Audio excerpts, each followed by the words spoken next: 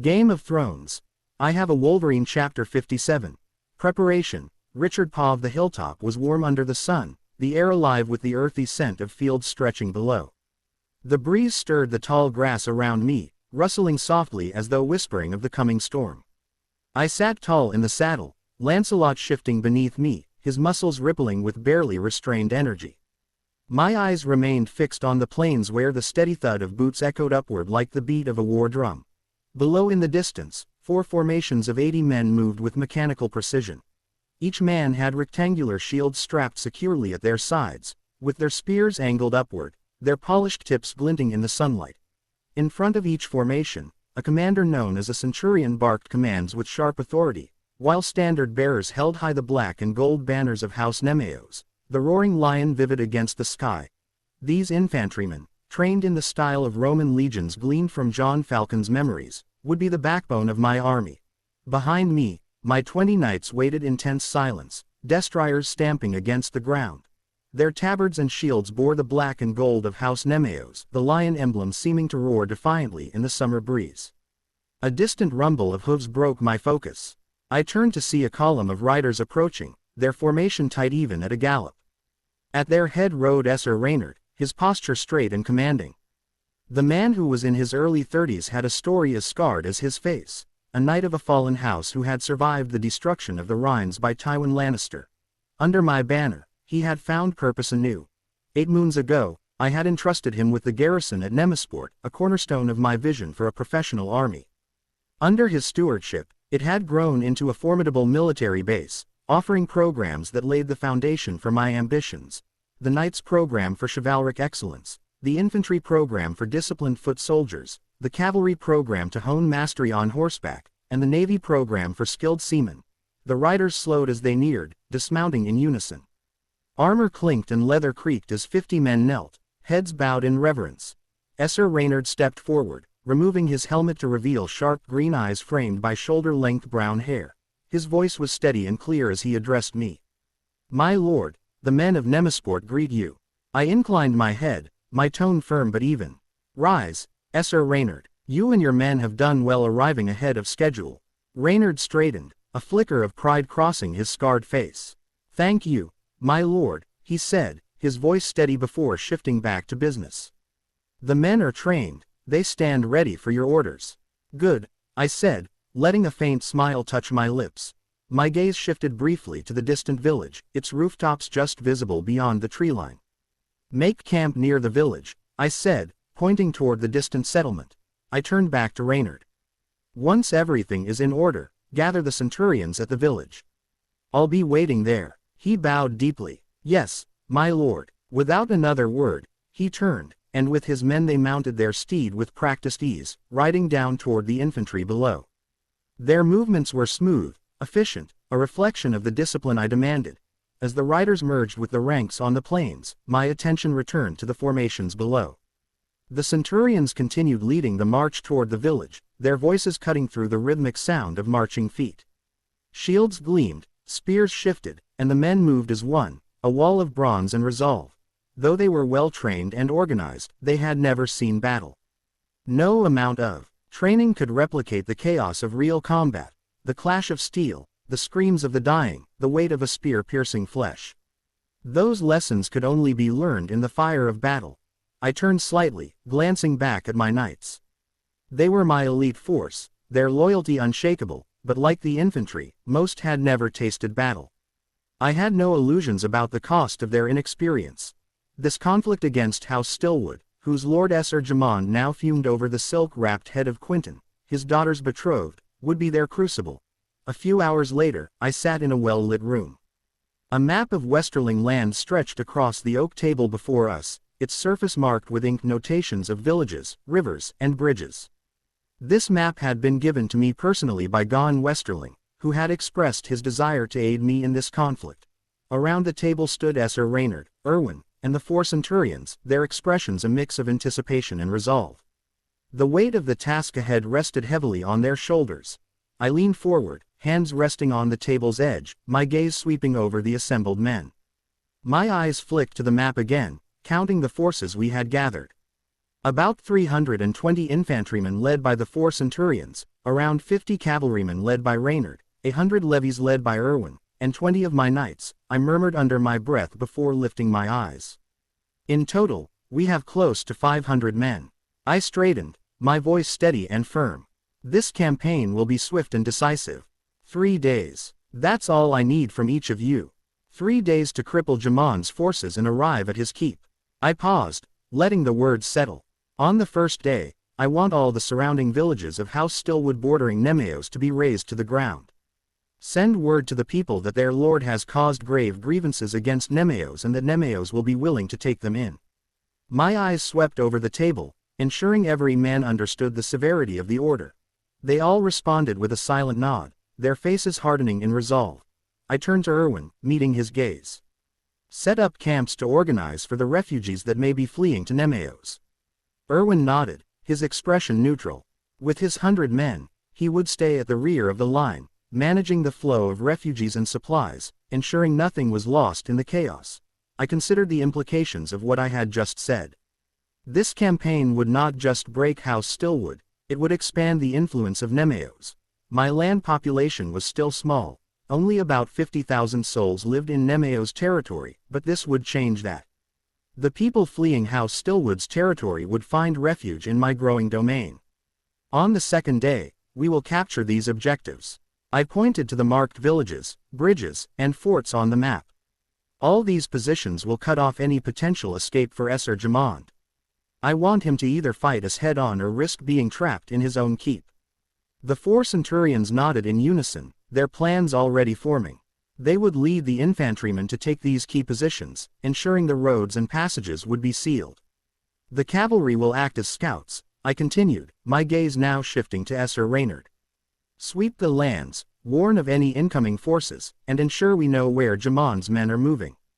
Reynard met my eyes with a resolute stare.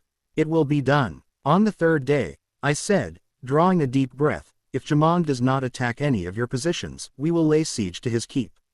I could already feel the weight of those words settling upon the men. They understood the importance of the siege.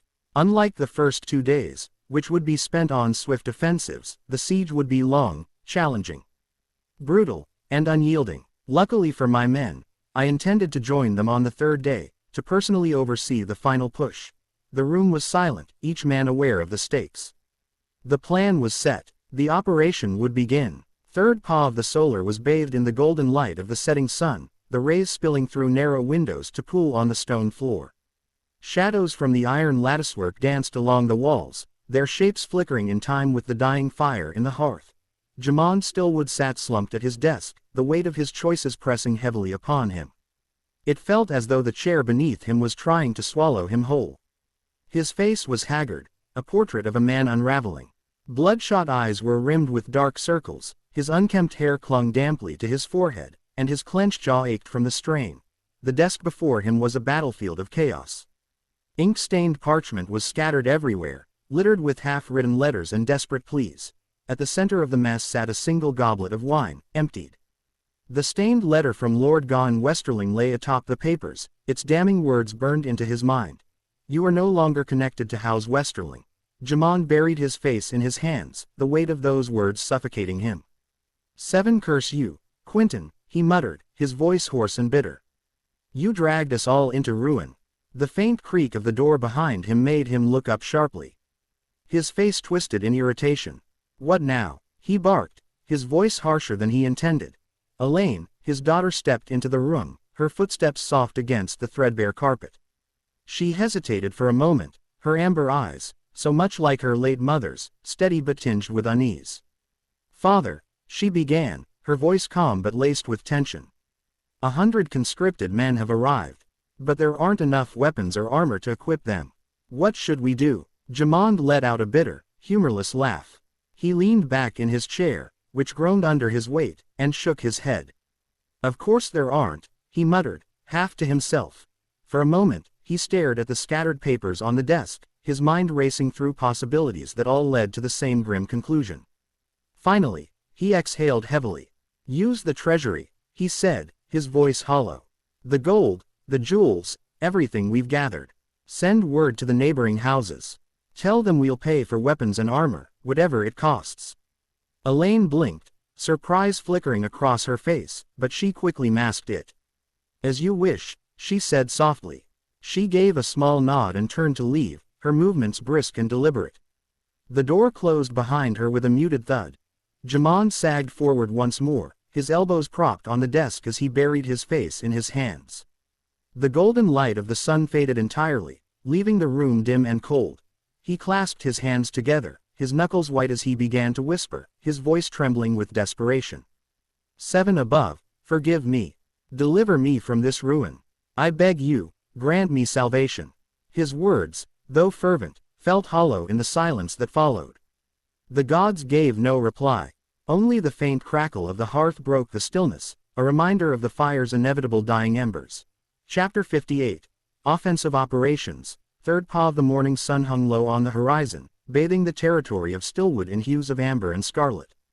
The peaceful countryside, with its distant hills and whispering trees, seemed untouched by the chaos that loomed ever closer. A column of 80 soldiers marched steadily along the road, their footsteps striking the earth in disciplined rhythm. At their head was Centurion Dalton, his sharp gaze locked on the fortified village perched atop a hill in the distance. Trench lines scarred the land around the village, and faint silhouettes of archers and hastily armed conscripts moved along crude wooden barricades. The defenses were a desperate patchwork, the movements of the defenders clumsy and uncertain. Dalton raised his hand, halting the march. At just 23, he embodied the strength of Nemeo's rising power, a former lumberjack who had risen through the ranks to become the first centurion of their infantry program. His wolf fur-crowned helmet caught the fading light, the untamed tufts lending a savage nobility to his rugged features. From his belt, Dalton drew a lionheart far-eye, holding it steady as he surveyed the village. 40, maybe 50 defenders, he muttered to himself, noting the farmhands with spears and the haphazard movements along the barricades. No training, no discipline, no armor, no match for Nemeo's steel, he concluded after observing the defenders. He snapped the far eye shut and reattached it to his belt.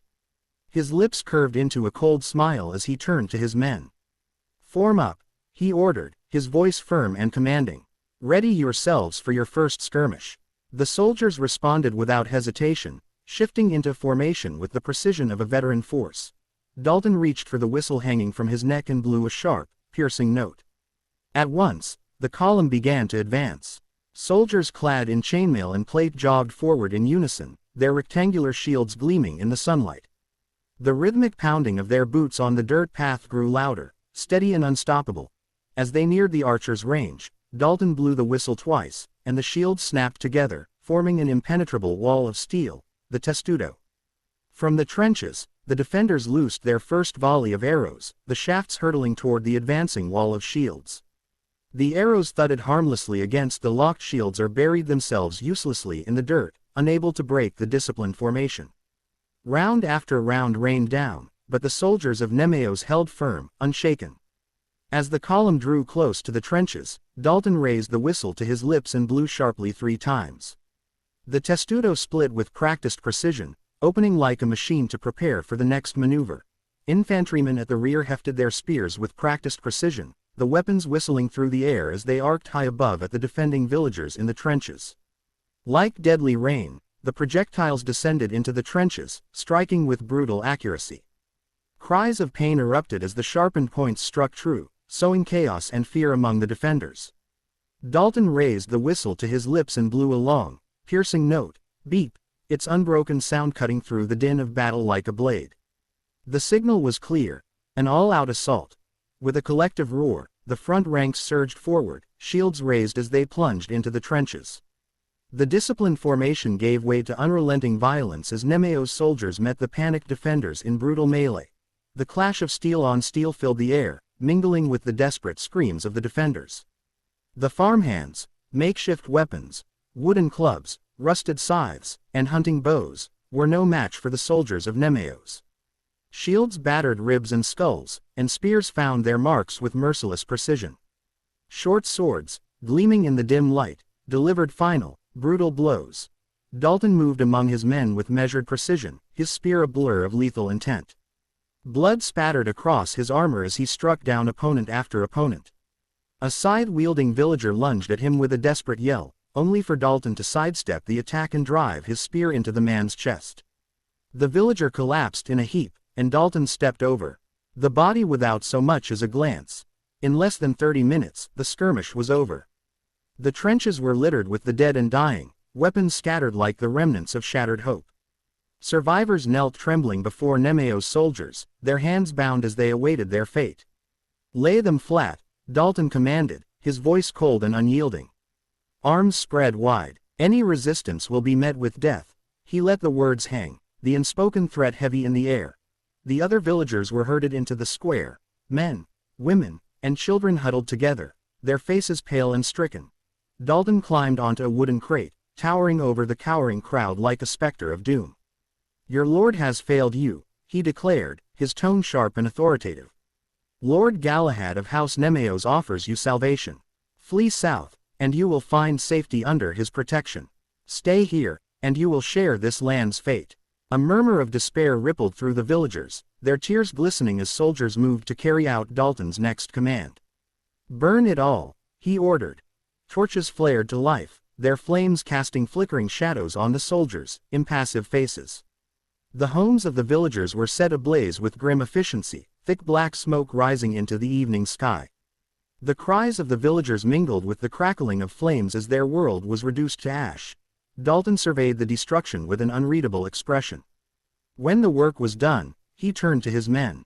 "Form up," he commanded, his voice cutting through the din. We marched to the next target.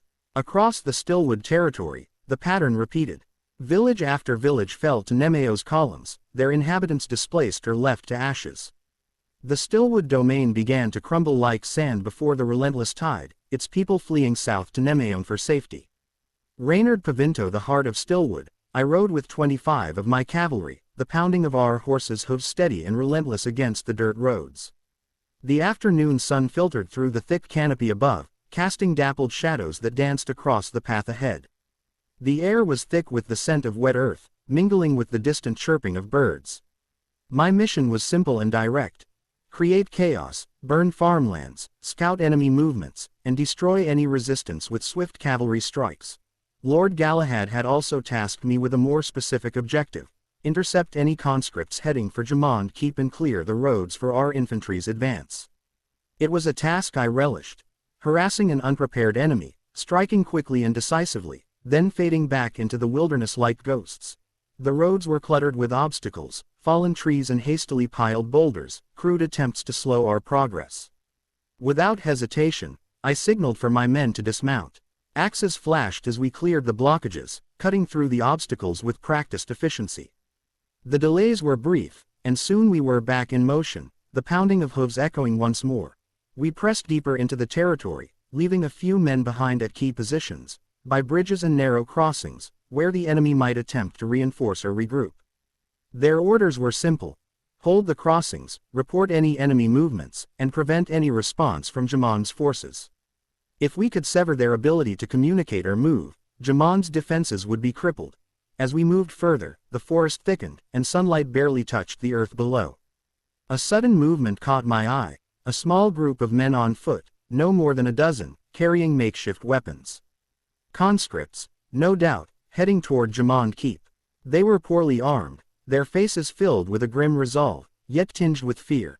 In front of them, a well-armored man on horseback, a knight, likely one of Jamond's recruiters, spurred his horse forward.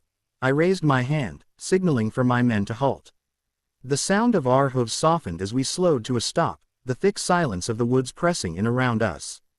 My voice was low, but firm. "Conscripts, their lord sends farmers to face Nemeo's steel. We'll give them a lesson in futility." A ripple of approval ran through my men. Hands tightened around reins and sword hilts, eyes gleaming with excitement. I drew my blade, the polished steel catching the light, and gave the signal. No survivors. Leave no messengers. At my command, we surged forward. The horses charged, hooves beating the ground like thunder as we tore through the trees and onto the road. The conscripts saw us too late. Terror flashed across their faces as they scrambled to raise their weapons, but it was already over. We were upon them in seconds. Swords flashed, cutting through their meager defense as if it were nothing. The knight leading them met the spear of one of my men. His throat pierced in an instant.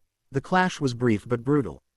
We cut through them with cold precision, leaving broken bodies in our wake. The conscripts, farmers, really, had no place on a battlefield, and their defenses crumbled beneath the weight of our charge. My men dismounted, finishing off any wounded with practiced efficiency. There would be no survivors, no chance for them to warn Jamond. I sheathed my sword, scanning the horizon for any sign of reinforcements, but the woods around us remained still, the only sound the soft rustle of leaves in the breeze. Secure their weapons and burn their supplies, I ordered. Leave nothing useful behind. Without hesitation, my men moved to comply. They dragged the carts to the side of the road and set them aflame. The smoke rose in thick, dark clouds, curling into the sky as the flames consumed the remnants of their crude weapons and the cart they'd hoped would carry them to safety. As we watched the fire rage, I mounted once more. Our task is not yet done, I said, my voice cutting through the smoke and the heat. We ride to the next crossing. With that, we moved on, leaving behind the smoldering remains of the Stillwood Knight and conscripts. Chapter 59, Siege of Stillwood Part 1, Richard Paw of the morning sun stretched its golden fingers across the plains. I sat astride Lancelot at the edge of the forest near Stillwood Keep. The fortress loomed in the distance, perched atop a hill, its stone walls stark against the open expanse surrounding it.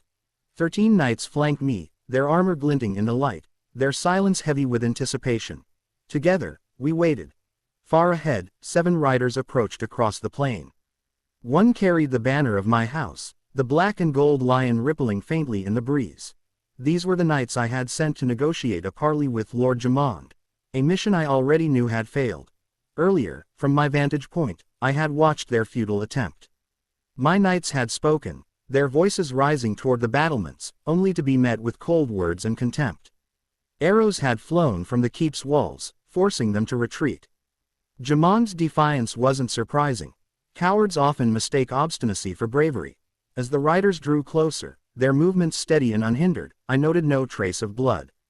Their mission had failed, but they had escaped unscathed. Within minutes, they reached us and dismounted swiftly, saluting with fists pressed to their chests. I returned the gesture with a measured lift of my hand. I presume there will be no negotiation, I said, my voice calm, laced with steel. One knight stepped forward, removing his helm to reveal the young face of Sir Alfred Perrin. He shook his head, his disappointment clear. My lord, he said, his voice steady but subdued. Jamond refused. He declared that every man within his walls would die before yielding. I nodded, my expression unmoved. As expected, a coward's bravado only hastens his end. My knights exchanged glances, their faces hardening, anticipation kindling in their eyes. For 2 days, these men, my elite, had been held back, their prowess unneeded in the smaller skirmishes. Now, their time has come. Prepare yourself, today you'll see action, I said, my tone resolute. Sir Alfred bowed his head, his youthful eyes blazing with determination. Around me, the others straightened in their saddles, the thrill of purpose coursing through them like a silent battle cry. I turned Lancelot toward the forest trail leading back to camp, my men falling into formation behind me, their horses moving with practiced precision. The ride was brief. We soon emerged into the clearing where our camp stood, hastily constructed the night before. Cheval de frise bristled along the perimeter, a wall of sharpened stakes to deter any assault. Infantrymen patrolled the barriers, their eyes sharp, their steps purposeful. At the sight of me, the guards saluted and moved quickly to clear the barricade. Inside the camp, the air buzzed with industry. Former blacksmiths turned infantrymen hammered at glowing steel, the rhythmic clang echoing in the crisp morning air. Former carpenters worked nearby, shaping wooden ladders, their tools biting into fresh timber. Soldiers sparred in pairs, their strikes precise and their movements disciplined. Others practiced drills or honed their weapons, each man focused, their determination palpable. As I rode through, the activity paused momentarily. The men saluted as one, a display of loyalty that I acknowledged with a brief nod before dismounting and handing Lancelot's reins to a stable hand. Gather the 4 centurions and Sir Reynard. We will be finalizing the siege plans. I instructed Sir Alfred. Sir Alfred nodded and spurred his horse into motion. I strode toward the war tent at the camp's center. 2 knights took position outside the tent while the rest dispersed. The thick canvas walls of the tent shifted in the breeze, the black and gold lion of my house emblazoned proudly above the entrance. Inside, the air was cool, the faint scent of parchment mingling with the tang of steel. A massive oak table dominated the space, a detailed map of Stillwood Keep and the surrounding land spread across its surface. Lines and symbols marked the strategies we had laid out, the paths we would take, and the weaknesses we would exploit. Jamond had made his choice, and it would cost him dearly. The time for words had passed. Now, it was time to act. Third Cove as the evening sun dipped below the horizon, its waning light bathed the land in amber hues. The first sight of the Nemean infantry emerging from the dense forest sent a ripple of alarm through the Stillwood defenders. Enemy approaching, came the frantic shout from the walls. Bells began to toll, their sharp clangs echoing through the keep as conscripts scrambled to the southern wall. Lord Jamond arrived moments later, his armor hastily donned, his face set in grim determination. He cast a glance over the wall and saw the Nemean force advancing, 4 compact columns led by their centurions, their discipline evident in every synchronized step. How many? Jamond demanded of a nearby captain. Over 300, my lord. The captain replied, his tone tinged with worry. Jamond's lips pressed into a thin line. And we have 100. The captain nodded. Just over, my lord. Then we must hold. They must not take this keep. The Nemean columns moved steadily, the ground trembling faintly beneath their boots. From atop the wall, the defenders could see ladders carried at the rear, shielded by the infantry's disciplined formation. They're within range, Jamond said sharply. Archers, knock your arrows. The Stillwood archers drew their bows, aiming at the advancing columns. Hold, hold, Jamond commanded, his voice cutting through the tense silence. As the Nemean forces neared, he raised his hand. Loose. A volley of arrows soared through the air, descending upon the Nemean soldiers. Below, the centurions blew their whistles, 2 sharp blasts, and the infantry locked shields in a seamless testudo formation. The arrows clattered harmlessly against the overlapping shields, a few piercing gaps but causing no significant damage. Steady. Keep firing. Jamond barked, though unease crept into his voice as the enemy maintained their relentless advance.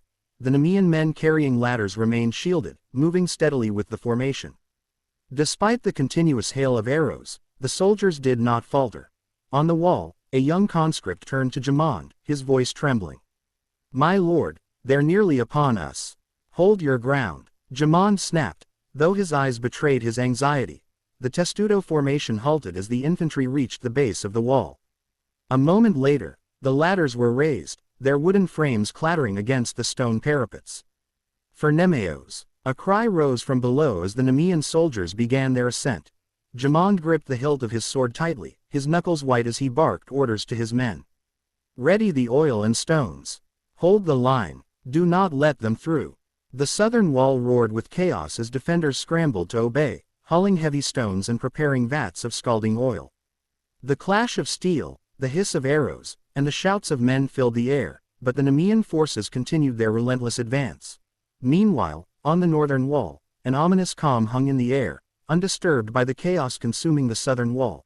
4 conscripts were stationed along the wall, their vigilance dulled by the stillness of their surroundings and the distant clamor from the south. Scattered across the parapet, they leaned lazily against the stone, their attention wavering. Then came 4 sharp whistles, slicing through the quiet like a predator's call. 3 of the watchmen fell instantly, arrows striking their skulls with unerring precision. Their bodies crumpled where they stood, lifeless before they hit the ground. The 4th fell to his knees, clutching at the shaft buried deep in his throat. Blood poured between his fingers as he choked, the gurgling sound lost in the encroaching darkness.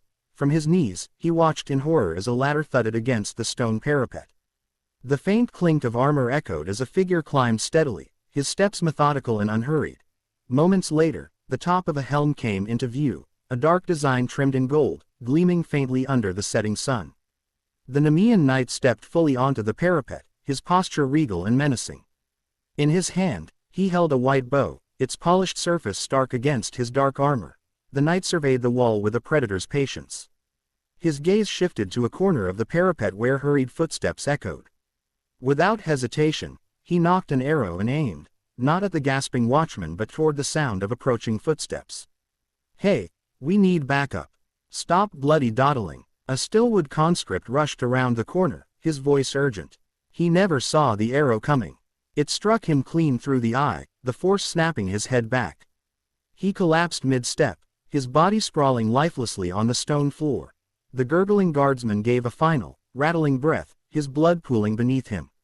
His wide, unseeing eyes reflected the Nemean knight stepping forward, surveying the wall as if it were already his domain. More figures ascended the ladder, one by one. Nemean knights, in black and gold armor, emerged silently, their presence like an invading tide. They fanned out, their movements precise. Richard, standing tall among the Nemean knight, with his white weirwood bow, gave orders.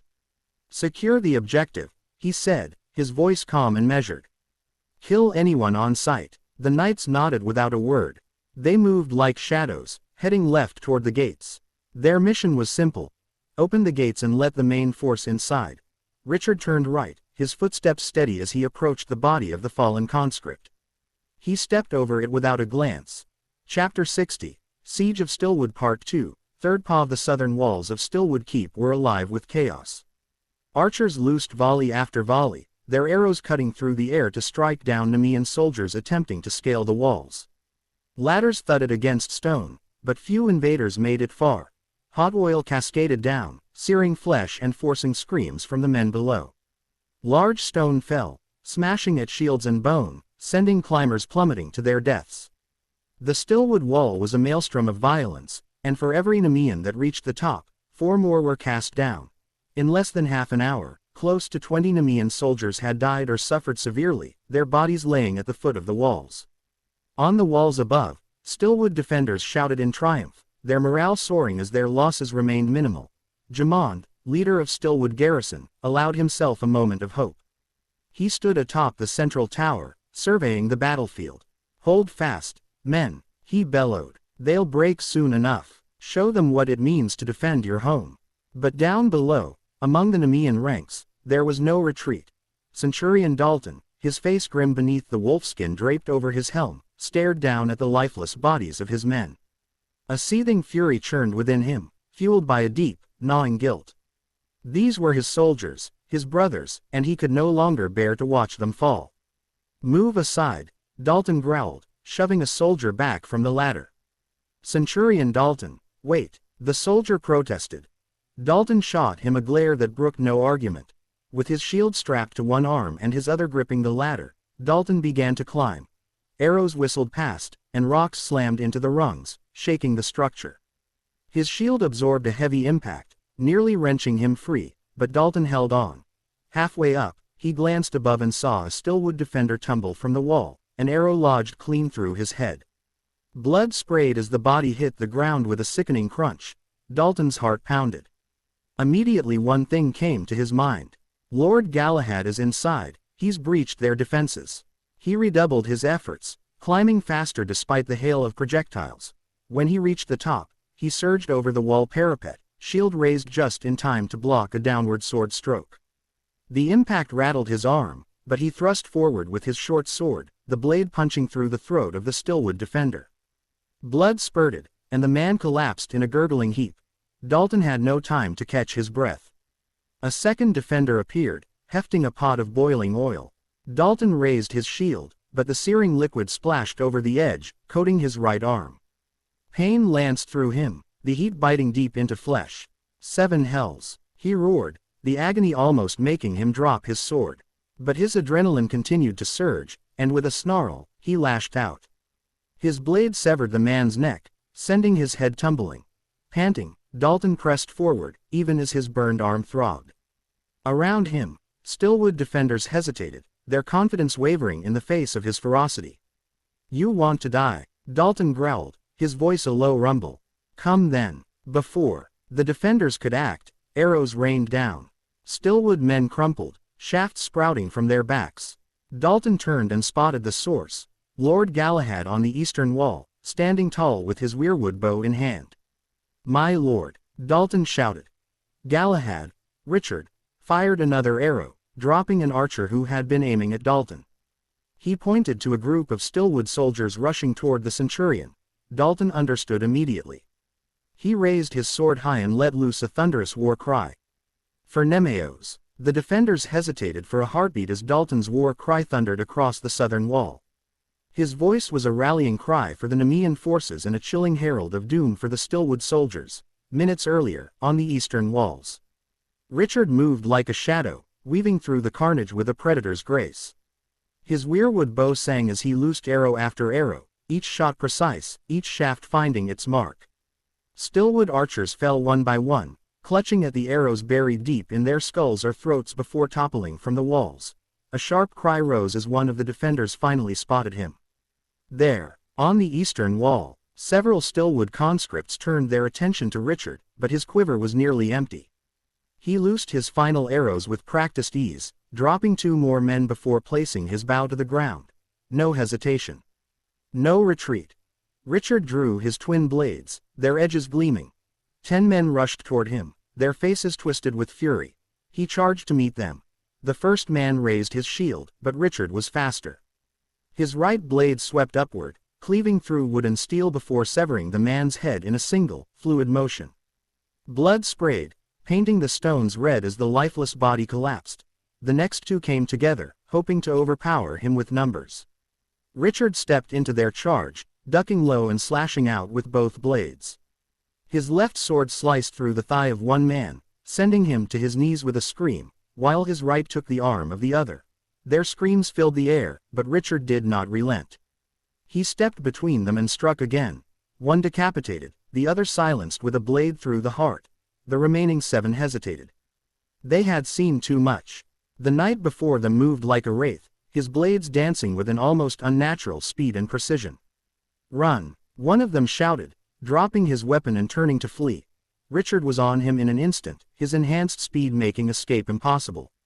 His sword flashed, and the man's head tumbled from his shoulders. The others barely had time to react before Richard fell upon them, his blades cutting through flesh and bone with horrifying efficiency. By the time Richard was done, the stone floor was slick with blood, and the bodies of 10 Stillwood defenders lay scattered around him. Moments later, a commotion from below caught his attention. The gates were open. Nemean infantry poured into the keep, their war cries mingling with the clashing of steel. Richard's sharp eyes scanned the scene, spotting his 20 knights near the gate. Bloodied but alive, they stood victorious, their path marked by the corpses of Stillwood soldiers. They had fought their way to the gate, ensuring its fall. From the southern walls, the cry of, "For Nemeos!" resounded once more. Richard turned to see at least 20 Nemean soldiers holding their ground on the southern wall. They faced a tide of over 70 Stillwood defenders, yet the Nemeans, with their superior armor, training, and discipline, fought like lions. Despite their disadvantage in numbers, they stemmed the Stillwood advance, their shields and swords moving in deadly harmony. Morale among the Stillwood forces was breaking. Some soldiers dropped their weapons, raising their hands in surrender. Others hesitated, their resolve wavering as they watched the hundreds of Nemean's infantrymen flood the keep. With this, Nemeos' victory was assured.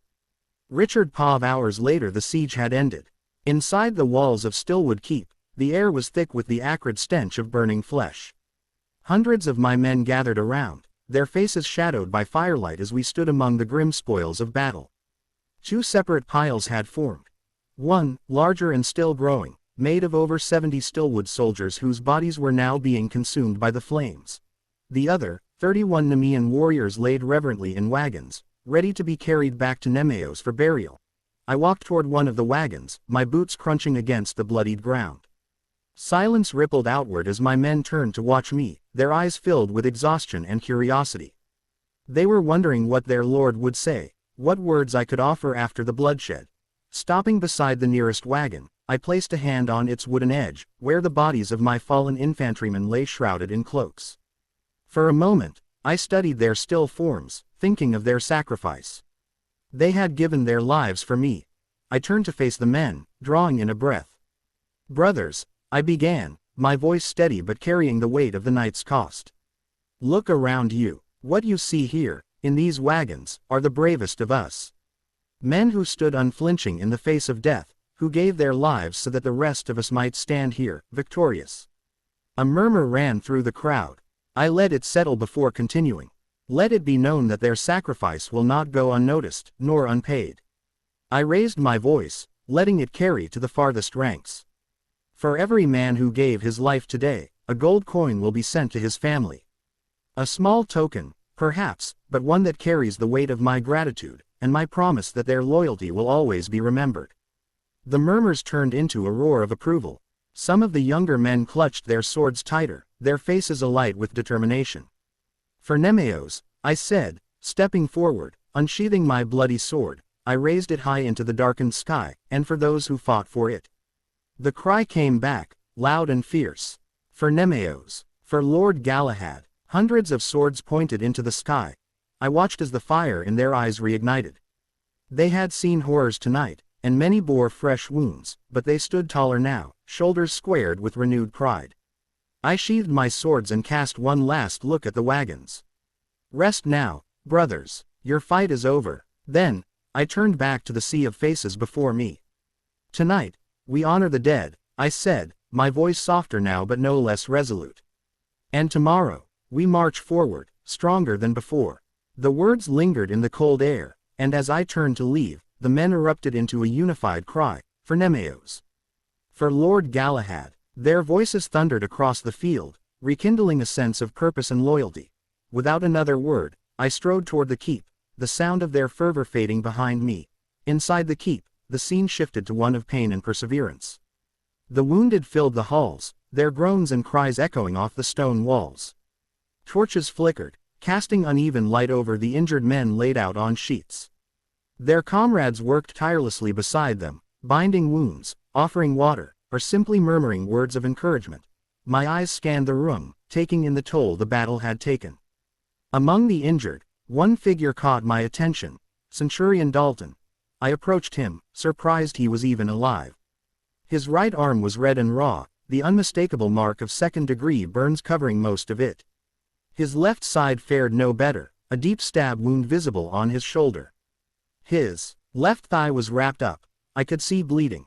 His face was a testament to his near brush with death. A long gash ran from his brow to his cheekbone, dangerously close to his eye. Despite the obvious pain etched across his face, Dalton's gaze met mine, and he immediately tried to rise. "There is no need," I said, raising a hand to stop him. He grimaced but obeyed, laying back down. Yet even in his pain, he brought his hand to his chest in salute. I returned the gesture with a nod, stepping closer. "I saw what you did today," I said, my voice steady. "Quite brave. You inspired our men when they needed it most." Dalton's eyes widened slightly at my words, but I wasn't finished. "That being said, next time, be smarter. I don't want to lose a warrior like you," I added, a faint smile tugging at my lips. "Thank you, my lord," Dalton rasped, awe and gratitude evident in his tone. I nodded again, clapping him gently on the uninjured shoulder. Then, without another word, I turned and moved on, my thoughts already on the next steps to come. A lane paw of the cold, damp air of the cell clung to my skin as I sat on the filthy ground, knees drawn to my chest. My dress, once fine, now hung in tatters, its fabric clinging to the dirt that seemed permanently etched into me. I could hear it again, the agonized cries echoing from the far end of the dungeons. My father's screams. They had been going on for what felt like an eternity. Each sound was a knife to my heart, each pause a cruel tease that his torment might be over. But it never was. Hic! My sobs broke the silence of my cell as tears streamed down my cheeks, hot and relentless. Where did everything go wrong? Not long ago, my betrothed had been taken from me. His head, oh gods, his head, was sent to me in a box, his lifeless eyes staring back at me, mocking my despair. My father's lands, our keep, the legacy of House Stillwood, all of it had been taken, ripped away by the relentless tide of Nemeos, and now this. Now I sat in darkness, powerless, awaiting whatever fate these men had planned for me. My father's screams stopped abruptly, leaving behind an oppressive silence that weighed heavier than the cries had. My breath hitched as I realized the truth. His suffering had ended. My father was dead. A wave of hopelessness crashed over me. My body trembled, and my mind spun with dark thoughts. Should I end it now? Death seemed kinder than the horrors I feared awaited me. I pressed my trembling hands to my face, trying to summon the courage. Tears mixed with the dirt on my cheeks as I whispered, "It's better than this." Better than what they'll do to me. Without thinking, I extended my tongue and bit down, hard. Pain shot through me, a searing, metallic burst of agony. I tasted blood, warm and bitter. My body rebelled, and I released my bite with a choked sob. I can't do it, I whispered, my voice barely audible over the sound of my ragged breathing. I don't want to die. My resolve crumbled as I curled into myself, crying softly. The blood from my lip dripped onto the filthy ground, mingling with the grime. Moments later, I heard footsteps. The faint echo grew louder, accompanied by the clink of armor. My heart leapt into my throat as I scrambled backward, pressing my back against the cold stone wall. My eyes darted to the cell door as shadows danced across it, illuminated by flickering torchlight. The door creaked open, and two figures stepped inside. The first was a knight, his full plate armor blending with the darkness.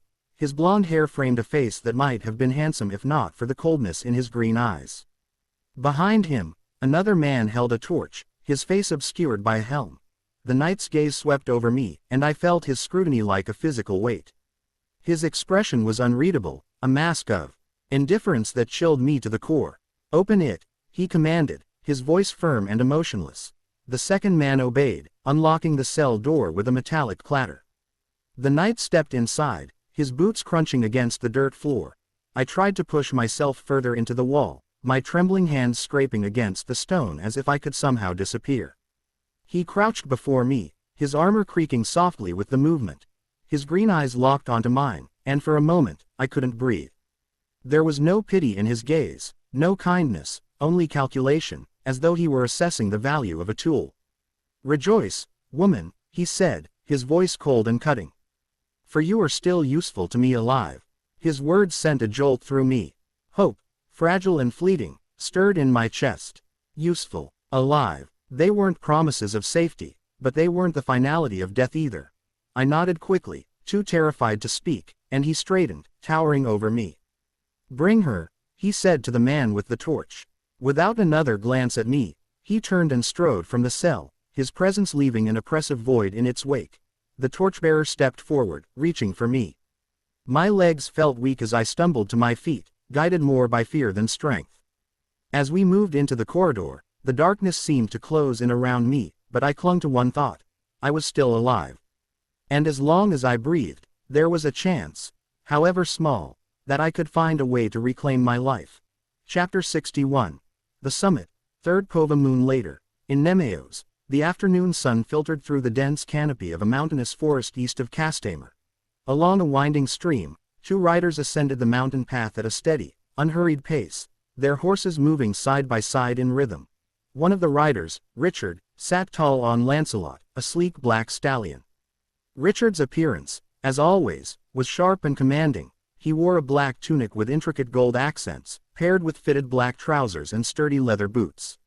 Resting on his shoulder was a young golden eagle, Odin, its feathers a striking blend of burnished brown and gold that hinted at the regal creature it would grow to become. Beside him rode Alicent on a graceful white mare, Guinevere. Her attire mirrored Richard's in elegance and practicality, a black and gold long-sleeved tunic that fit snugly, complemented by black leather gloves, tailored trousers, and polished boots. Together, they cut an imposing and harmonious figure against the untamed beauty of the forested mountain trail. Alicent stole a glance at Richard, warmth radiating from her gaze. She savored the rare opportunity to ride beside him in the serenity of the wilds. Ever since Richard became lord, their days had been consumed by the demands of leadership, meetings, alliances, and improving their territory. These peaceful moments had become scarce, making them all the more precious.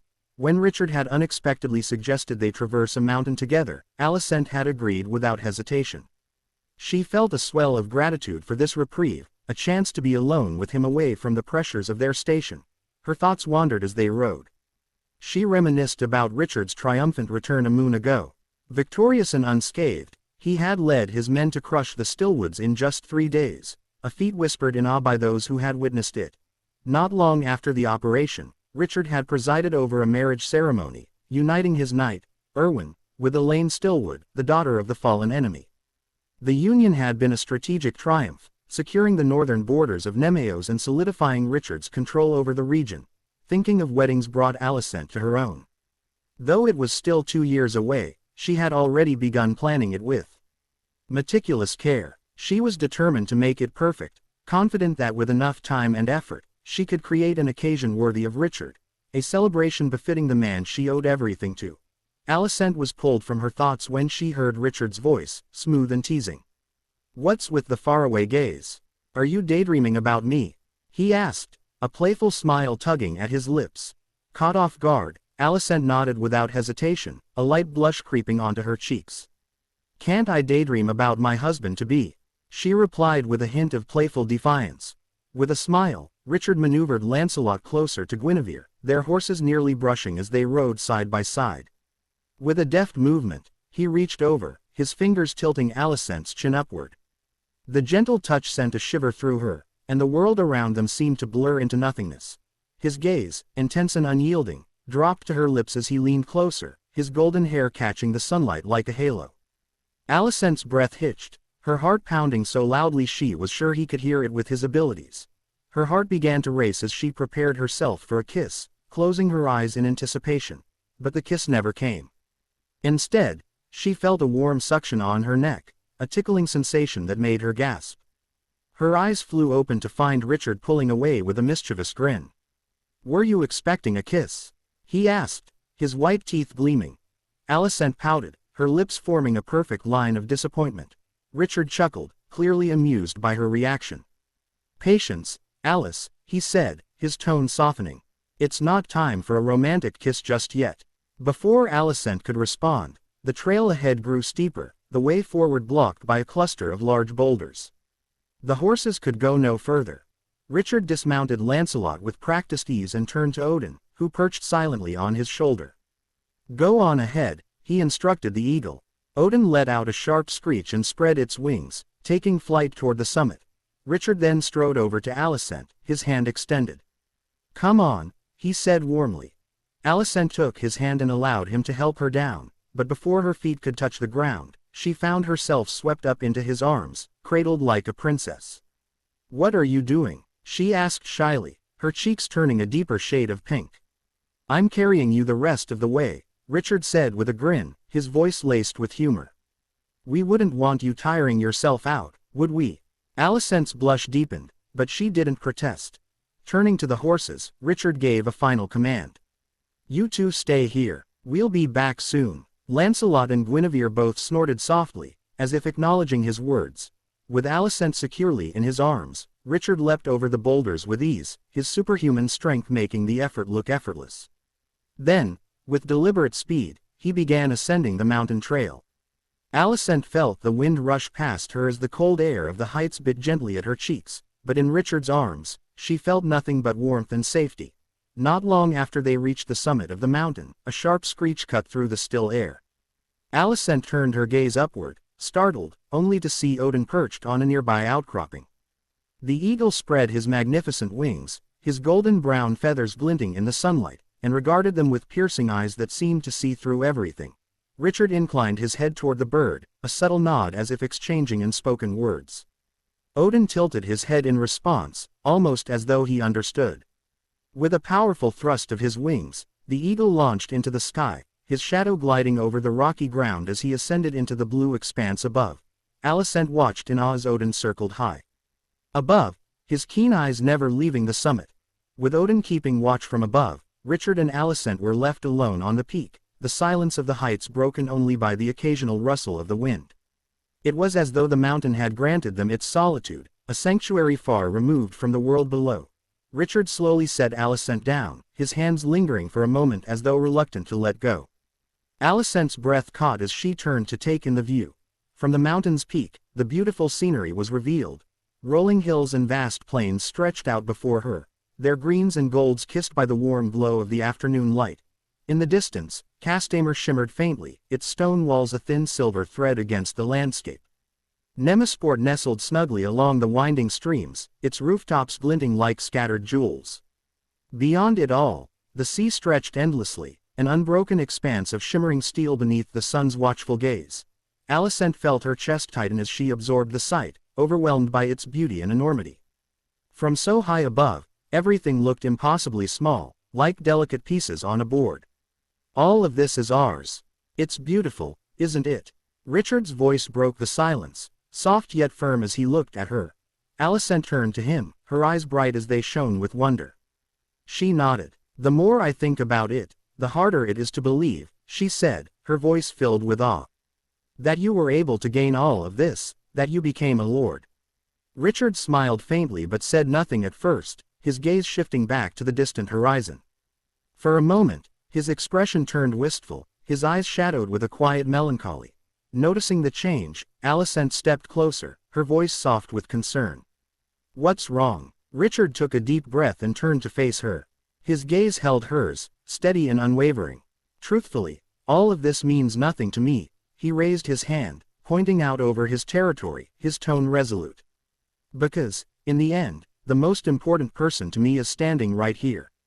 His hand shifted, and his right hand gently touched Alicent's chest. Alicent felt a warmth bloom deep inside her, a soft glow that spread through her like sunlight breaking through clouds. It filled her with a quiet, unshakable happiness, unlike anything she had ever known. With a warm smile, she glanced down at Richard's hand resting on her chest. Gently, she lifted it, cradling it between both of her own as if holding something fragile yet infinitely precious. Her touch lingered, tender and deliberate. The most important person is in front of me too, she said, her voice soft, a whisper carried in the wind. Her eyes shone as she looked up at him, her smile radiant with emotion. Richard stepped closer, his hand lifting her chin with a gentle yet firm touch. Their eyes met for a brief, timeless moment before he leaned in and kissed her. This moment, shared atop the mountain with the vast world at their feet, would be etched into their hearts forever. Chapter 62. The Faithful Follower. Melisandre Povi stood in a vast, snowy wasteland, the wind tearing across the barren stretch of ice and rock with a howling fury. The sky above was a dull, bruised gray, heavy with the threat of more snow. The cold lashed at my face in sharp, stinging bites, but the warmth beneath my skin pushed it back with quiet defiance. And yet, I could still feel the cold, even if it didn't truly touch me. I breathed in deeply, tasting frost on the air. The sting in my lungs was sharp, too sharp to be a dream. But it had to be. After all, only moments ago, I had drifted to sleep in my chambers in a shy, lulled by the quiet crackle of a fire. But now I find myself in this cold wasteland, where the biting wind howls through the emptiness and the frozen ground stretches endlessly beneath a bleak, gray sky. The only reason I could see anything at all was the torch in my hand. Its flame flickered and danced, casting warmth and fragile light against the dark. It had been with me the moment I arrived in this place, waiting in my grip as if placed there by an unseen hand. I glanced down at myself. My red robes clung to my body. The deep crimson silk marked my station, a symbol of my devotion to the Lord of Light. My long sleeves trailed behind me in the wind, snapping like banners. I flexed my fingers around the torch. The wood was rough beneath my grip, the flame crackling as it licked at my wrist. Snow gathered in my hair, the heat of my skin melting it into rivulets that slid down my forehead. Every breath I took was sharp and true, the chill biting at the back of my throat. The rise and fall of my chest was steady, measured. Even the dry scrape of my throat as I swallowed was too tangible for a mere dream. R'hllor. His name stirred something deep within me, a quiet thrill beneath the heat in my blood. Only he could conjure a dream this vivid. Only he could make the cold feel so real. My pulse quickened at the thought of him. He must have brought me here. And if he had, I had to discover why. I closed my eyes and prayed to R'hllor to guide me through the storm. Not a moment later, I heard a voice, deep and commanding, cutting through the howl of the wind like a blade. Aegon e Anua Danieves Vider. Come to me, my loyal follower, my lord said in Valyrian. My eyes snapped open. The storm screamed around me, but the voice lingered in the air, resonating in my bones. I didn't hesitate. My feet moved toward the sound before my mind could catch up, my heart hammering in my chest. Joy surged through me, a trembling, breathless joy. To hear the voice of my lord was breathtaking. I ran through the endless snowfield, my breath ragged and sharp. Huff, huff, huff, my lungs burned, and my legs trembled with exhaustion, but I never slowed. I could feel it, radiating warmth cutting through the cold. His warmth, his presence. The storm began to thin as I pressed forward. The swirling snow softened, the bitter wind quieting to a low hum. Even the dark sky above seemed to brighten, the shadows bleeding into a muted gray. And then I heard it, a crackling sound, sharp and familiar. The sound of fire. I stumbled to a stop before a towering pyre of burning wood. Flames curled high into the air, licking toward the heavens in shades of crimson and gold.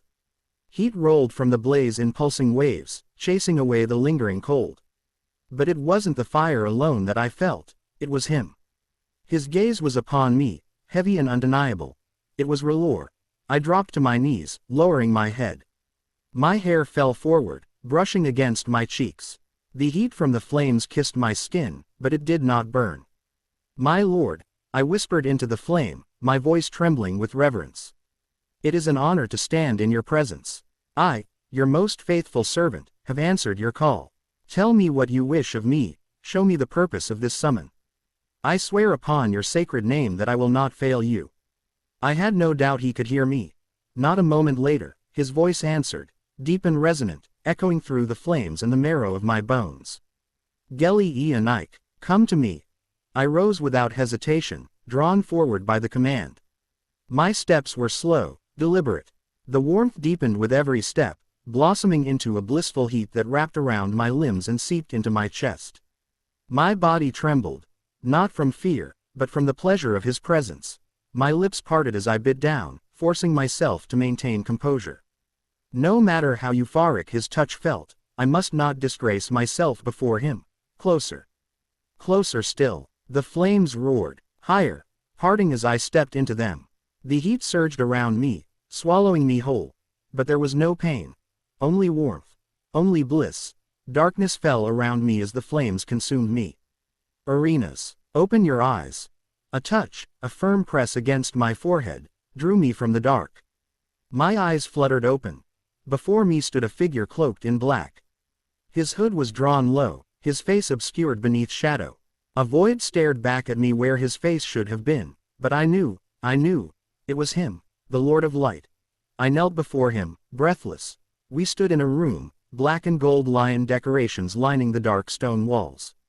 Oil lamps flickered in sconces along the pillars, casting pools of amber light upon the polished floor. At the center of the room stood a table, scattered with parchments and ink. My lord turned toward the table. A gloved hand lifted, gesturing for me to look. I obeyed. A young man sat at the table, his golden hair catching the dim light. His face was sharp and handsome, with high cheekbones and piercing green eyes fixed upon the parchment beneath his hand. His quill moved swiftly, scratching across the page with effortless precision. He seemed utterly unaware of our presence. "Who is he?" I whispered. My lord turned to face me. "He is my champion," he said with quiet certainty. My gaze sharpened upon the young man. Admiration swelled in my chest. "Azor Ahai," I breathed. "The prophesied prince who will bring an end to the long night." My lord did not answer at once. After a long, weighted silence, he inclined his head. "Yes, he is the one you will serve," R'hllor revealed, his voice low and certain. "In the future, he will make his move to Essos to prepare for a great conquest. Gather followers in readiness," R'hllor commanded. "When he sets foot upon the shores, you will serve him." My hands curled into fists. I bowed my head. "I will serve him as I have served you, my lord. I swear it. For your devotion, I grant you a gift." My lord stepped toward me, the room distorting into shadow and fire. Heat roared to life, swallowing the hull into a void of flickering red and black. His form ignited into flame, his gloved hand lifting toward my face. He pressed a single finger to my forehead. Heat surged into me, a white-hot rush of power. Fire and light exploded behind my eyes, pouring through my veins like molten gold.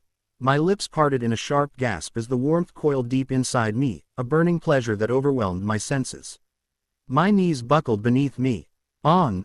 The sound escaped before I could stop it, shameful and raw. My back arched as the fire poured into me. My head lolled back, my mouth open, as more and more heat filled me to the brim.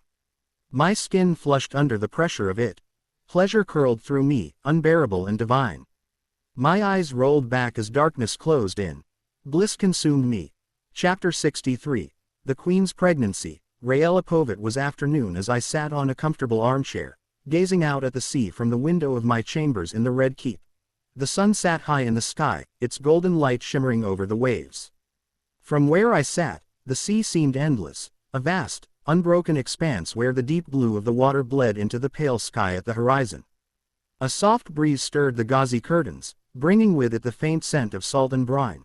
But it was not the sea that held my gaze, it was the doves. A small flock of them soared through the air, white feathers bright against the blue backdrop. Their wings caught the sunlight as they glided with effortless grace, drifting higher and higher until they were little more than pale shadows. Their feathers combined with the sunlight were the same shade as my hair, pale silver gold, the mark of Valeria's blood. How I envied them. Free to drift on the wind, unburdened by duty or expectation. A queen is supposed to stand above such things, a mother of the realm, strong and steadfast, yet I felt more like a prisoner in a gilded cage. My hand drifted toward my stomach, and I sighed. For days now, a nausea had lingered, a dull queasiness that crept over me in the mornings and left me listless in the afternoons. I had suspected the truth, but this morning the maester had confirmed it. I was pregnant. I should have felt joy. I was a queen, a Targaryen, it was my duty to provide heirs for the realm.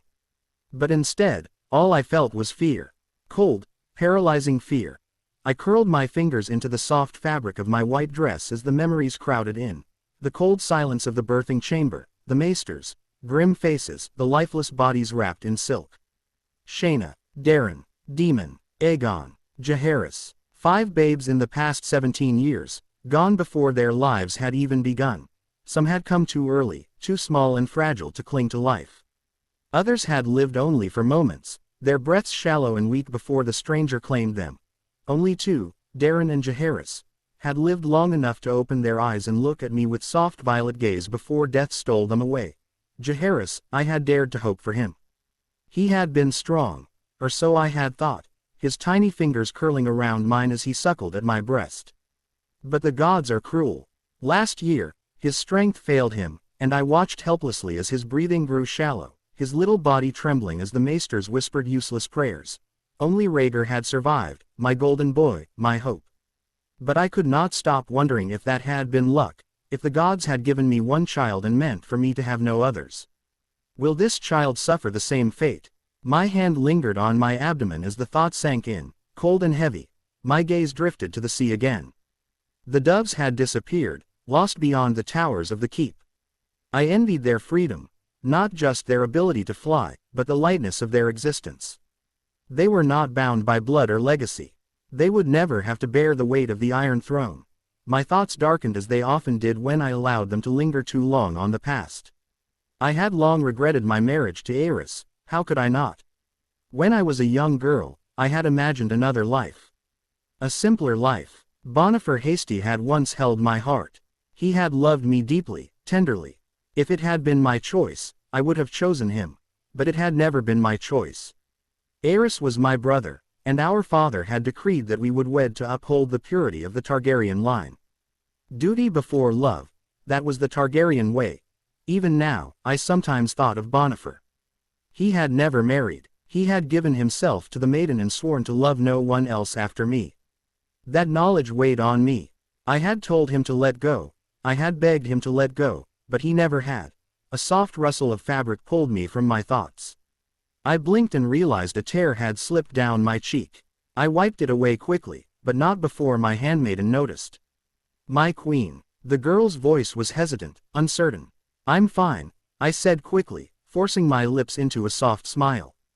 It is nothing. A queen should not cry. A queen must not be weak. I adjusted the folds of my dress and glanced toward the handmaiden.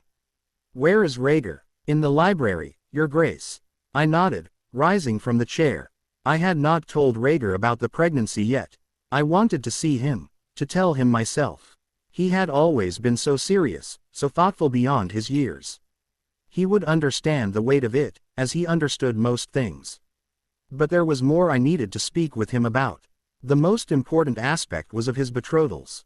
After all, the longer he remained the only child of the king and queen, the more dangerous his position became. With Aerys's growing paranoia and the unrest stirring in the realm, Rhaegar's future, and his marriage, could not be left to chance.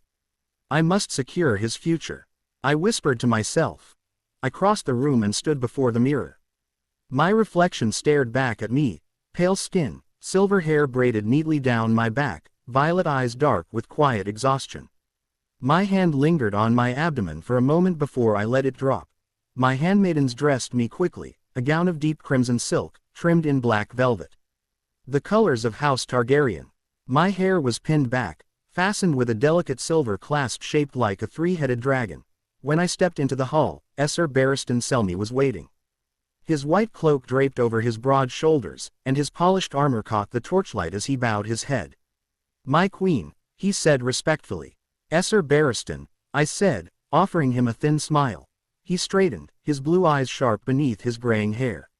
"Shall I escort you?" "Yes," I replied with a nod. With that we headed to the royal library.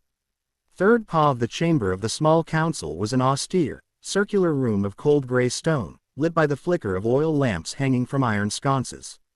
A great round table of polished oak dominated the center, its surface dark and worn from generations of council. 7 high-backed chairs encircled the table, each carved with sigils of the great houses and symbols of office, though some were more faded than others. The air was thick with tension, the kind that clung to the skin and soured the breath. The king was present. That alone would have been enough to make the council tread carefully, but the mood had curdled moments before, poisoned by words that could not be unsaid. King Aerys II Targaryen lounged in his chair, his silver-gold hair disheveled, his violet eyes glazed from the wine in his goblet. His lips were wet, twisted into a thin smile. The wine had made him bold and erratic. He had arrived unannounced, sweeping into the room in the middle of a discussion on grain shortages and unrest in the Reach. Tywin Lannister had been speaking, his measured voice filling the chamber with cold efficiency, when Aerys had cut across him with a drunken laugh. "Enough of that, Tywin," the king had said, swirling his goblet. "Dry talk. My lady wife is with child, the realm should be happy." No one had dared to speak. Even the scrape of Gerald Hightower's white cloak against stone seemed loud in the sudden silence. Tywin had waited, patient as a lion before the kill. "A true Targaryen this time, I'm sure of it," Aerys continued, his smile sharpening. His gaze flicked toward Tywin, narrowing.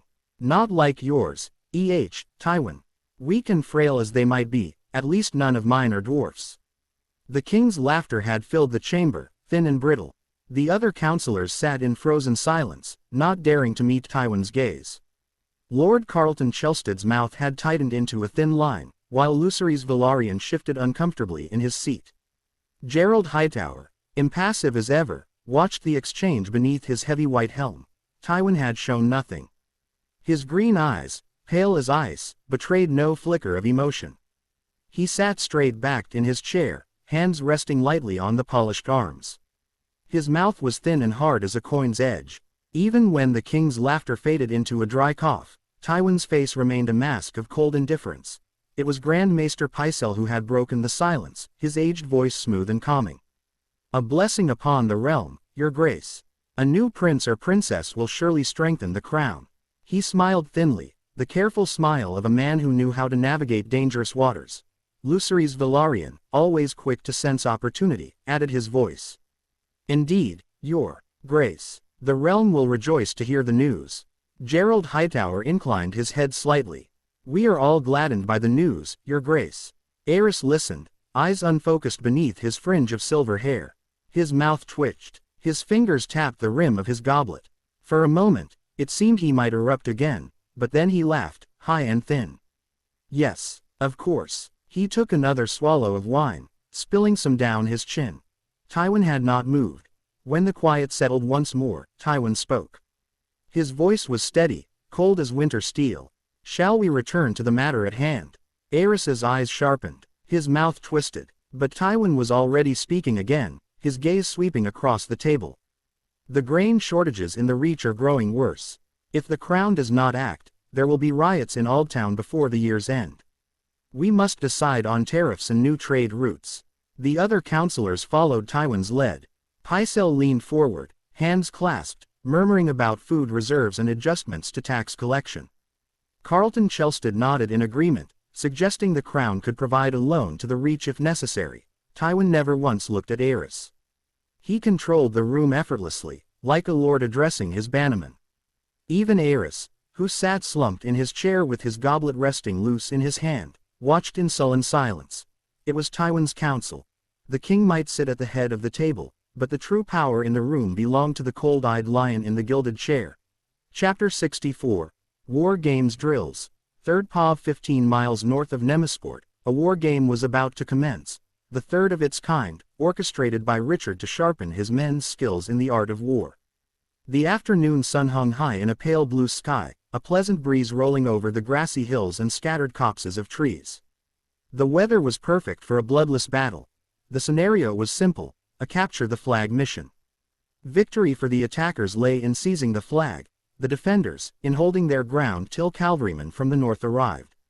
All weapons had been carefully blunted to avoid serious injury or death, but pain, bruising, and battered pride were unavoidable consequences of failure.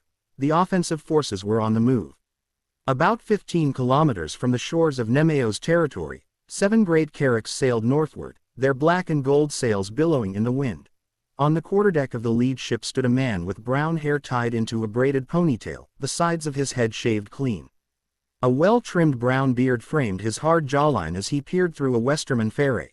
Ragnar, 30 years of age, wore long-sleeved tunics beneath chainmail, over which he donned a shirt of scale armor. Padded trousers and leather boots completed his ensemble. He looked every inch the seasoned warrior, an Ironborn and Riverlander by blood, tempered by years of hardship and salt.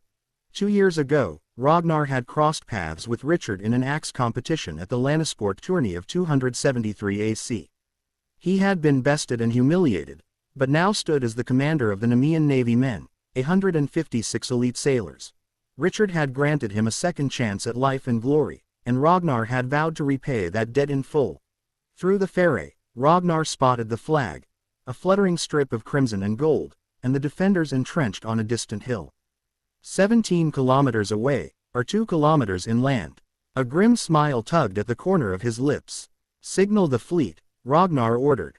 A long, low blast of a horn carried across the water. The other ships responded in kind, adjusting their course to follow Ragnar's lead. With steady hands, Ragnar maneuvered his ship toward the beach. At 400 meters from shore, he called for the anchor to drop. Men scrambled to prepare the longboats, lowering them into the water with practiced efficiency.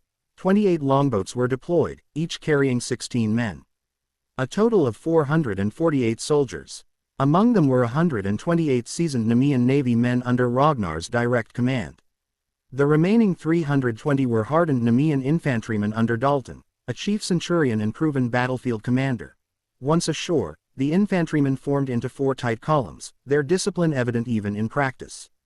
They had adapted since the Stillwood conflict. Their armor has been improved. There has also been added plating to the arms to protect the sword arm. The spear had been abandoned in favor of the Nemean short sword, broad-bladed, double-edged, and perfectly balanced for close-quarters combat. Their shields were rectangular, now referred to as Nemean shields, and built for both defense and battering.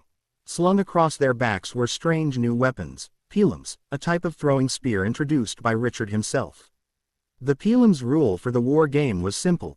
If your shield was struck by one, you had to discard it. Ragnar's navy men lined up alongside Dalton's infantry in a wedge formation. Their circular shields and blunted swords or axes glinted in the afternoon light. The navy men were less organized than the infantry. They were raiders and boarders, trained for chaos rather than order. But they were brutal and efficient in their own way. When the lines were formed, Ragnar pulled down his grimhelm, a steel helmet with chainmail protecting the neck, and bellowed a command. The march toward the hill began. On the other side, the defenders occupied the high ground. 2 trenches had been dug into the hillside, reinforced with wooden stakes and crude earthworks. In the first trench crouched 105 newly trained Nemean infantry, most of whom had never seen a war game before. They clutched their Nemean swords and shields, faces set with grim determination despite the fluttering of nervous hands. 10 meters behind them, the second trench held 83 longbowmen. These men had spent 6 grueling months under Richard's personal instruction, refining their aim until they could put an arrow through the eye of a charging boar at 50 paces. Gregor, aged 24, commanded the defenders. He was one of the few to pass the Nemean Knight program and was known for his iron will. A skilled archer in his own right, Gregor scanned the approaching attackers through his ferret, eyes narrowed beneath the visor of his helm. "Hold," he commanded. When the attacking force reached 150 meters, Gregor's hand shot upward. Loose. A rain of arrows flew across the sky. The shafts were tipped with cloth and blunt heads, but they struck with bone-jarring force. The attacking side responded by tightening into a testudo formation, shields raised overhead and locked together into an impenetrable shell. The arrows clattered and thudded harmlessly against the wall of iron and wood. Still, 11 men were eliminated, some struck in vital areas, others whose shields were hit 3 times. They raised their hands in submission and stepped aside. Gregor's archers loosed another volley. Then another. A 5th followed, thinning the ranks of the attackers further. 51 men had been eliminated by arrows alone before the attackers drew within striking distance. Dalton's infantry reached the first trench line, pilums at the ready. Throw. 100 pilums arced through the air. The defenders responded in kind, launching their own blunt spears. The sound of impact echoed over the field. Shields were struck and discarded. The lines met with the scrape of steel and the thud of bodies colliding. A brutal melee ensued. The defenders fought desperately but were outnumbered and inexperienced. Dalton's infantry pressed forward, shields smashing against shields. In the chaos, Gregor's keen eye spotted the decorated plume of a centurion's helm. He notched an arrow and loosed. It struck the centurion in the throat. The man staggered, raised his hand, and stumbled toward the sidelines, eliminated. On the right flank, Ragnar led his navy men in a flanking maneuver. They broke through the left side of the first defensive line, storming uphill toward the archers. The longbowmen fired until the last possible moment before drawing swords. Gregor met Ragnar at the crest of the hill. Their blades clashed in a flurry of sparks. Ragnar's strength drove Gregor back, but the younger man's skill allowed him to parry and counter. Blow after blow, they fought until Gregor fainted, twisted, and brought his sword across Ragnar's knee. Ragnar stumbled, then dropped his weapon. He raised his hand in surrender, grinning despite his defeat. But the damage was done. The navy men had overwhelmed the archers and seized the flag. The defenders broke and scattered. Dalton's infantry overran the trenches. The defenders were defeated. 5 minutes later, 100 cavalrymen appeared on the northern horizon, led by Reynard. They had marched 8 miles, but they were too late. Seeing the flag captured, Reynard pulled up his horse. He sighed as he understood the situation. Had the defenders held for 5 more minutes, the cavalry would have struck the attackers from behind and secured a defensive victory. But now the hill belonged to the attackers. To charge uphill against entrenched infantry would be suicide. Reynard signaled the retreat. The war game was over. The attackers had 138 men eliminated, 79 infantry and 59 navy men, about 31% of their force. The record of the war game now stood at 2-1 in the attackers' favor. The victors roared their triumph into the afternoon sky, voices raised in celebration. Slogans of the offensive forces echoed across the hillside, punctuated by the rhythmic pounding of shields against swords. Nemeos, Nemeos, they cried, the chant rising and falling in a powerful wave that carried down to the shore. Meanwhile, about a kilometer south, Richard and Alicent reclined comfortably on a fine woolen mat beneath the broad canopy of a tree. They watched the war game from beginning to end while enjoying a picnic, which included cakes, fruits, and tea. Behind them, dozens of loyal Nemean knights and servants stood at a respectful distance.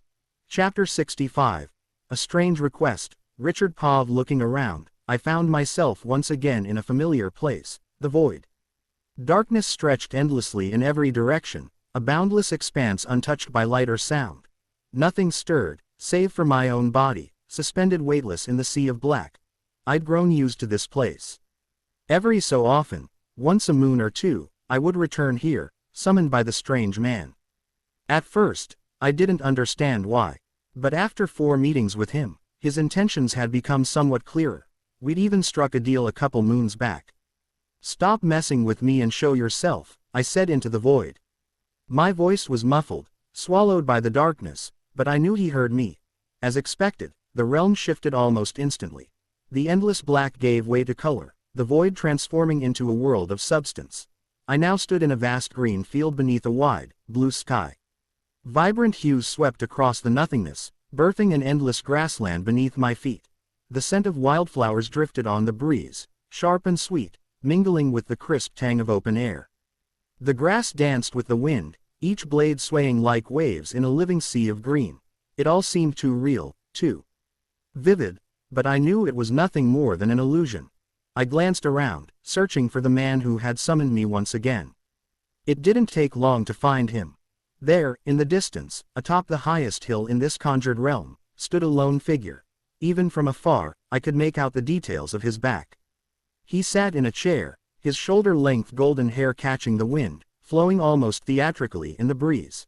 I continued toward him. This man, once a stranger, had shown me countless visions.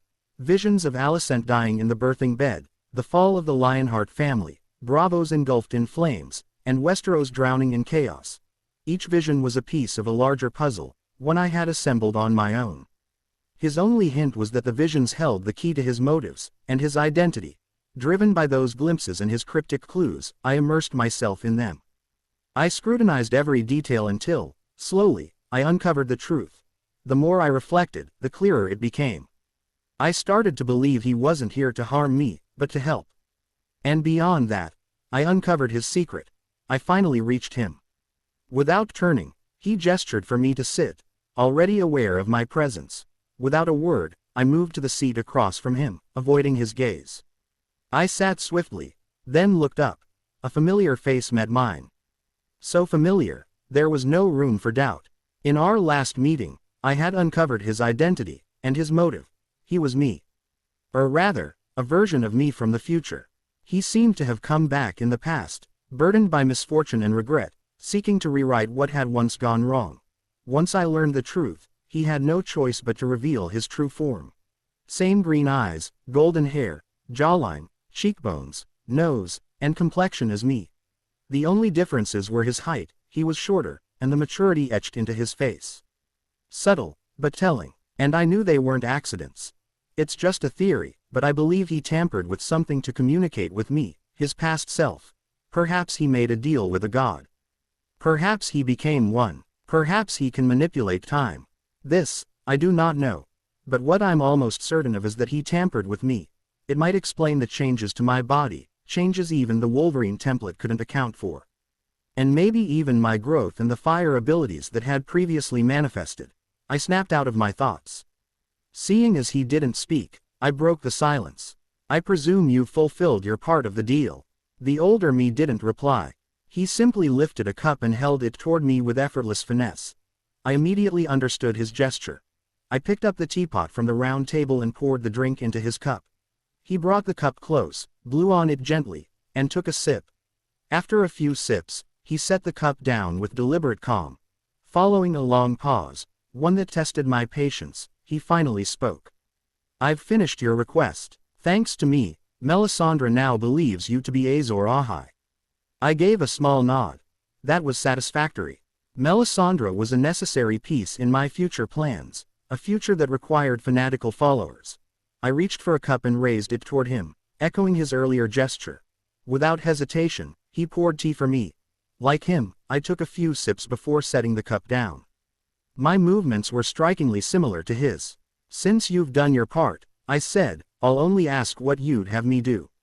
The deal between us had only come to pass because I initiated it. In return for converting Melisandre into a follower, I was to complete one of his requests. He had chosen to conceal his request, only planning to reveal it once he fulfilled my request. Since it was fairly easy to win Melisandre to your side, I won't ask for much, he said, sounding thoughtful. I nodded slightly, a flicker of relief passing through me. Having given my promise, I was bound to complete it. Isn't Cersei's name day coming up soon? He asked casually. The question caught me off guard. Why did he bring up the name day of Cersei all of a sudden? Her name day is in 3 moons or so, I answered after a moment of calculation. He closed his eyes and nodded. A faint smile touched his face. Again with a strange expression of his, what was he thinking? Good. Then I want you to attend her celebration, and make sure to give her a valuable name day present. He answered as he reopened his eyes. He picked up his teacup again. May I ask why you've chosen this request? I asked, though I didn't expect a direct answer. Still, anything, His words, his body language, might offer clues. Questions popped up in my head that needed answering after all. For example, was Cersei an important person to me in the future? Are there also regrets that the future me have of her? Could her situation in the future be similar to Alicent's? Hearing my question, he took a long sip till his cup was emptied. Then afterwards he looked at me for a while. It seemed as though he was debating whether to explain. If only my abilities worked in this moment, a heartbeat, even a flicker of tension, might reveal his reasons. With a calm smile, he finally spoke. If I told you, it would defeat the purpose. Then a short pause ensued as he thought of his words again. You'd only follow the path I would want you to walk, and that's not really what I want. I'll be truthful, I do not wish to make decisions for you, for I won't disrespect you by denying you your own path. He continued. I listened carefully, parsing his words. As frustrating as his riddle words were, I somewhat understood where he was getting at. He wanted me to choose freely, to walk my own path and make my own decisions. Even so, in asking his request of me, he'd already somewhat shaped my path whether he knew it or not. Still, a deal was a deal. Being a man of my words, I would not take without giving. Thinking on his request, I'd been in touch with Cersei. Thankfully, we'd kept our correspondence through Odin, my golden eagle. I'd have let her know I'd attend her name day. Very well, I said. I'll attend Cersei's name day. I'll make sure to give her a worthy present. Will that be all? I asked, readying myself to leave this dream realm since there seemed to be nothing else to speak of. Yes, he said with a nod. That will be all. I braced myself for the world to dissolve, anticipating my return to the waking world. But instead of that, I saw my future self standing up. Before I send you off, there's something else you need to see, he said as he snapped his fingers. The field vanished. In an instant, we were then submerged in water. Darkness surrounded us as we floated, unaffected by the cold or pressure. Where are we? I asked. He answered me with his action. With a flick of his finger, the water began to glow. Golden light burst through the gloom. And then I saw it. Hundreds of massive chests surrounded the underwater reservoir. Many broken open, their contents spilled and shimmering. Gold, crystals, gems, pearls, you name it, jewelry of every kind could be seen. This seemed to be a vault of some sorts. It stretched endlessly, gleaming like a sunken trove. This was once Castamer's vault, he revealed. As you can see, it's now submerged underground. House Rain hoarded millions of golden dragons worth of treasure. Too bad they met their end before they could enjoy any of it. He grinned. But lucky us, right? I nodded, taking it in. I didn't crave gold. After all, the Lionheart family alone had already surpassed this amount of wealth. But the more wealth helps, it'll provide me options in my future plans. Still, I was surprised, since this wasn't part of our deal. What was his aim in showing me this? Did he want me to feel indebted? Do you want anything from me after showing me this? I asked. No, you'd have found it eventually, he said with a shrug. I'm just speeding up the process for you. I glanced at him again and accepted his answer with a nod. Then, for a moment, just a split second, I saw something strange. His body flickered, as if dissipating. He quickly clenched his right arm, wincing slightly, though he tried to mask it with a smile. I opened my mouth to ask what was happening to him, but he interjected first. It seems our time is over, he said softly. And with that, the dream world began to fade and I awoke in my bed. Chapter 66, Taming the Lioness. Richard Pova. A fortnight later I found myself roaming the eastern mountains of my territory. The terrain here was rugged, rolling hills draped in dense vegetation. I wore my usual hunting attire, a long black shirt lined with subtle golden patterns, matching trousers, and boots built for silent movement. I carried no weapon, none was needed.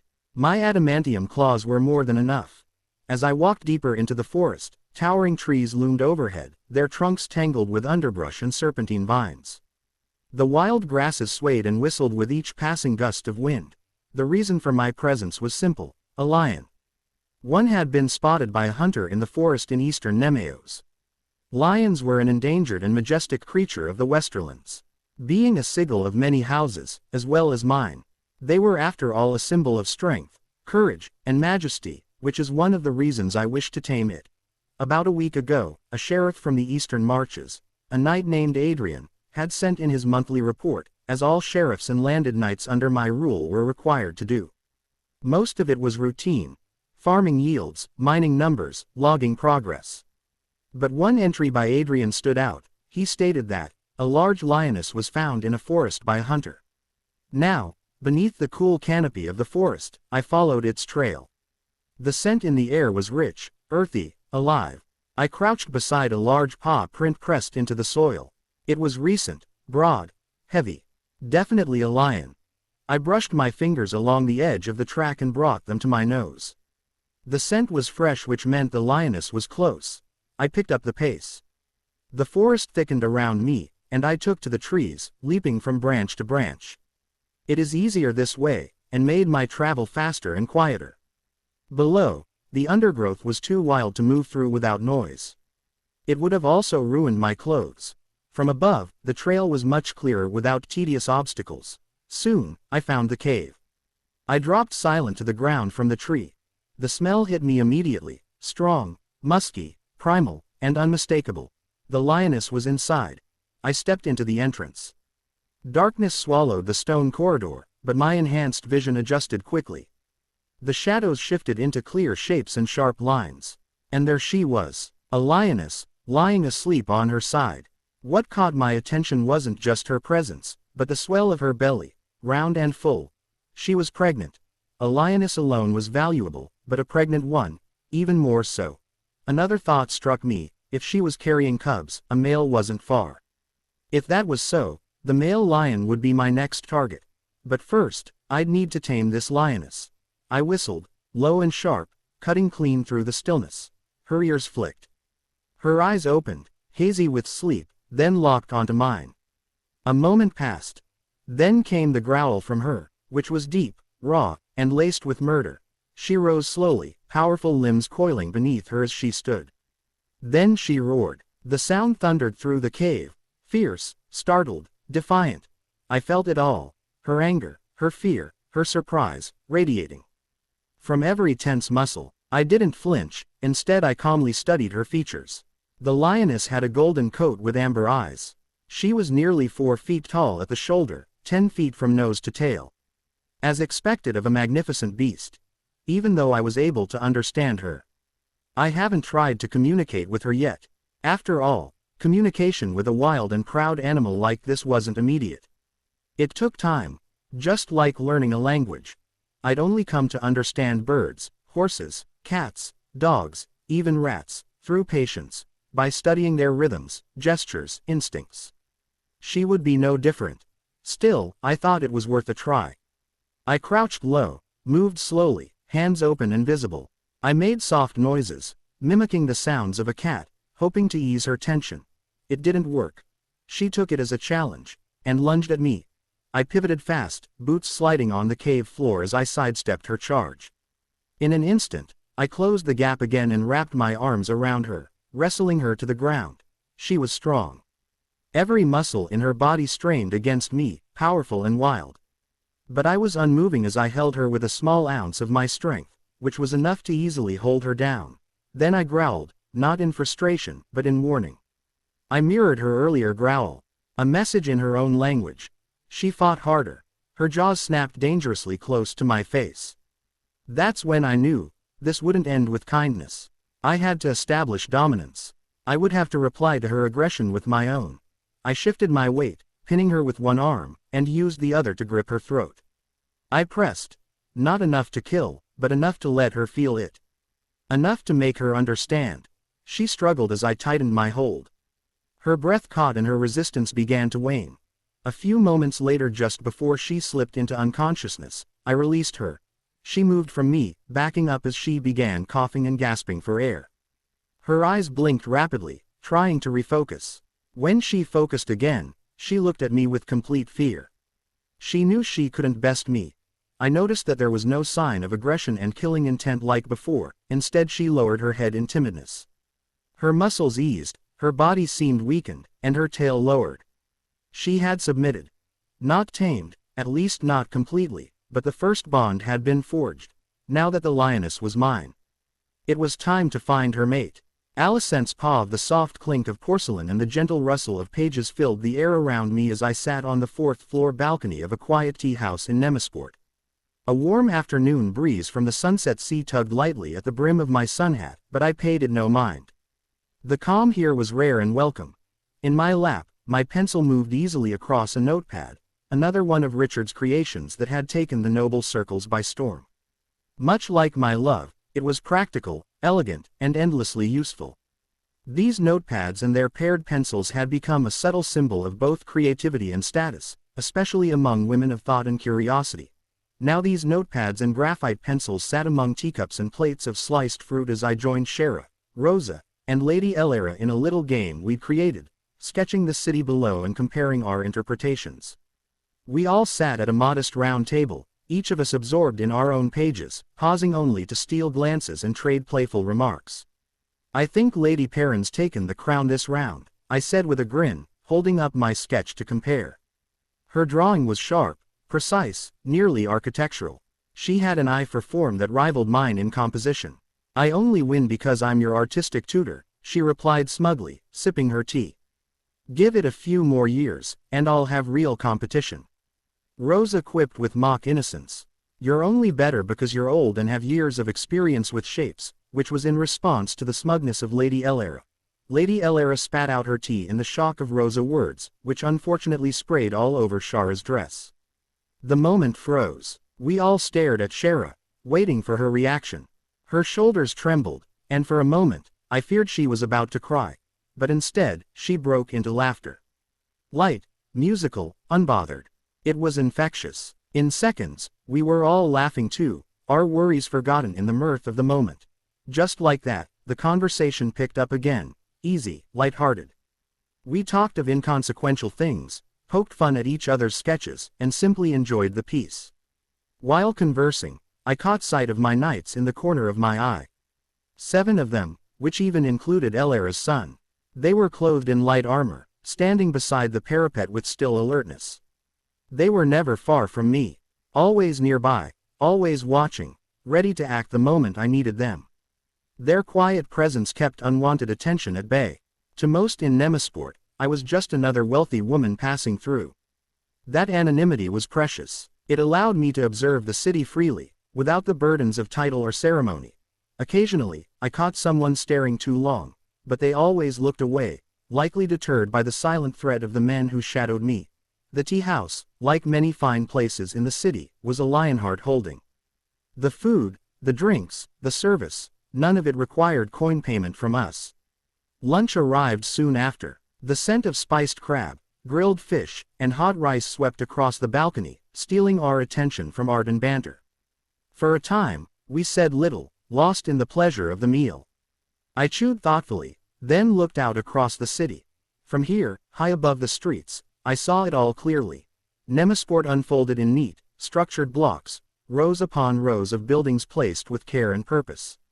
It reminded me of the military formations Richard used in his war games: square, organized, disciplined. There was precision in every street, logic in every intersection. More than a year ago, before a single structure stood, Richard had begun with what no one saw: the foundations. Roads and a sewage system had been the first to rise, carved into the earth with staggering effort and cost.